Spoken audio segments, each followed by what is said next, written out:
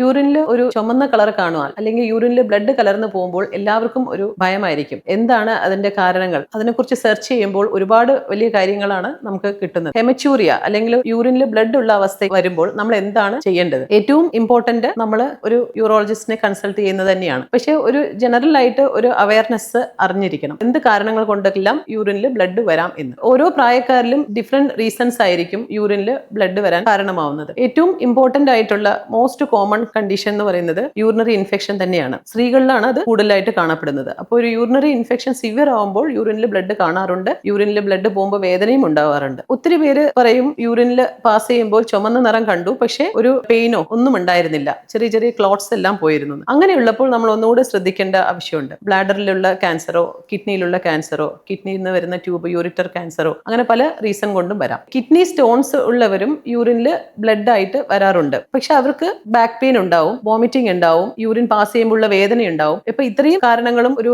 യൂറിനിൽ ബ്ലഡുമായിട്ട് വരുമ്പോൾ നമ്മൾ കിഡ്നി സ്റ്റോൺസും ശ്രദ്ധിക്കേണ്ടതുണ്ട്. അപ്പൊ ഇത്തരം കണ്ടീഷൻസ് വരുമ്പോൾ അതിനനുസരിച്ചുള്ള ടെസ്റ്റുകൾ ചെയ്യുമ്പോഴാണ് നമുക്ക് ഒരു റീസൺ കണ്ടുപിടിക്കാൻ പറ്റും. അതിനനുസരിച്ചുള്ള ട്രീറ്റ് ചെയ്യാനും പറ്റും. നിങ്ങൾ അറിഞ്ഞിരിക്കേണ്ടത് ഡീഹൈഡ്രേഷനിലാണ് ഏറ്റവും കോമൺ ആയിട്ട് യെല്ലോ കളർ അല്ലെങ്കിൽ കോൺസെൻട്രേറ്റഡ് യൂറിൻ പോകുന്നത്. നോർമൽ ഉള്ള യൂറിൻ നല്ല ക്ലിയർ ആയിട്ടുള്ള യൂറിൻ ആണ്.